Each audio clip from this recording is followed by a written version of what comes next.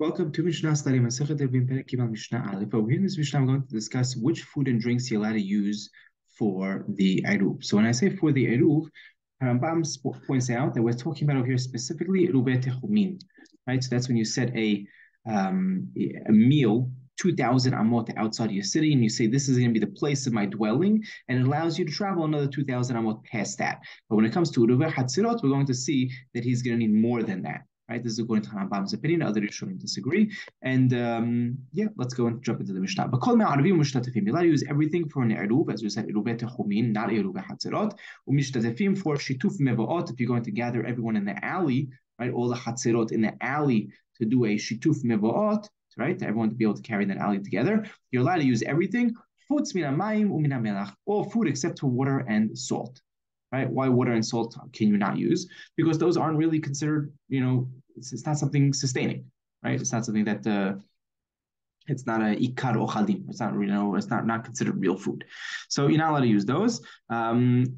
Similarly, you're also not allowed to use mushrooms, right? Which is interesting because they're also not a hashub food. It's not an important enough food. It's really like a lousy food, Harambam says. So therefore, it's interesting because even though we're saying you could use everything except water and salt, we see from our Mishnah that even if you say you could use everything except, it doesn't necessarily mean everything except, right? The Mishnah over here spoke in an exaggerated term. And Harambam points that out. In the Medina Klalut, right? You can't learn from a general rule, even when there's an exception to the rule, right? That may not be the only exception, as we see on Mishnah. It's not just water and salt, it's also the mushrooms, that whole algae family that you can't use.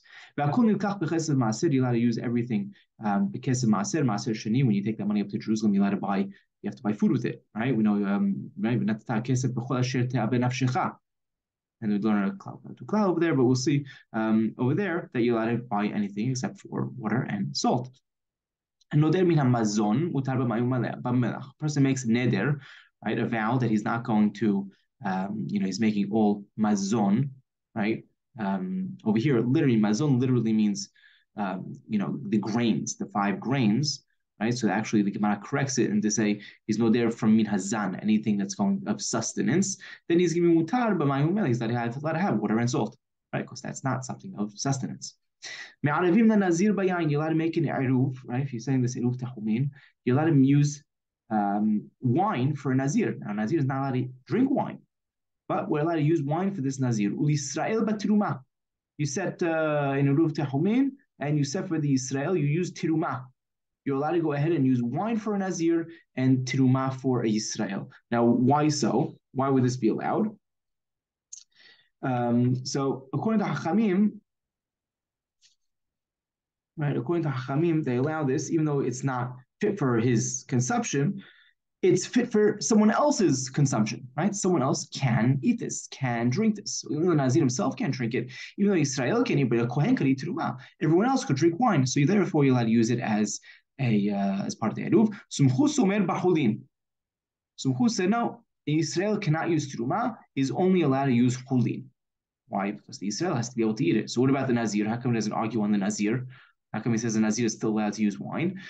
Because over here, a Nazir it's still fit for him, because if he goes and asks a Hacham, he could be Nish'al Hacham, and the Hacham himself could be Matir the Neder, right? You could go ahead and annul that, not really annul, but really undo the vow, and it can potentially be okay for him as well. So being that he can go ahead and ask a Hacham to be Matir the Neder, therefore he's allowed to use wine. But when it comes to the Israel is not allowed to use truma, he has to use chuli.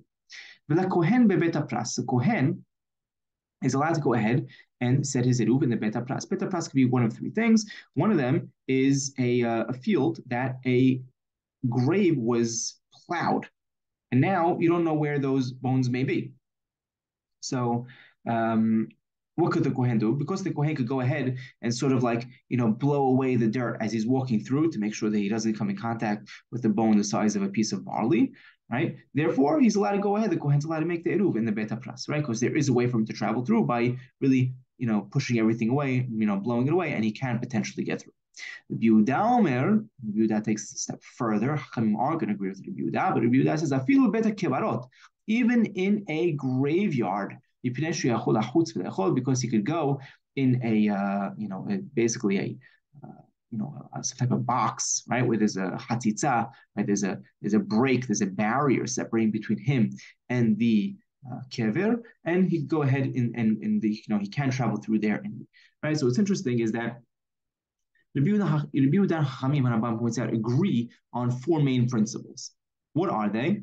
That one is a bet kevarot, a graveyard, is asur b'hana. You're not allowed to benefit from it.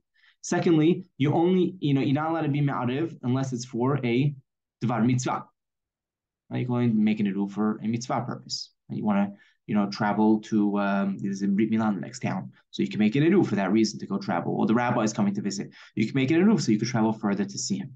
The third one is mitzvot lav nehenot nitnu. Right? Mitzvot are not given to benefit from. Right? Mitzvot, you don't benefit from mitzvot.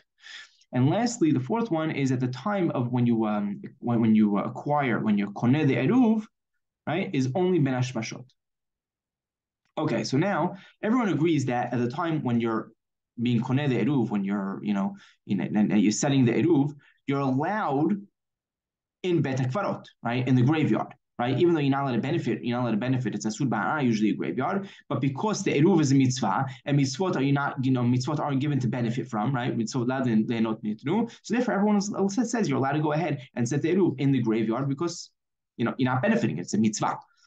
Now, Rabbi Yehuda says once a person is koneh the eruv, right? He sets his eruv.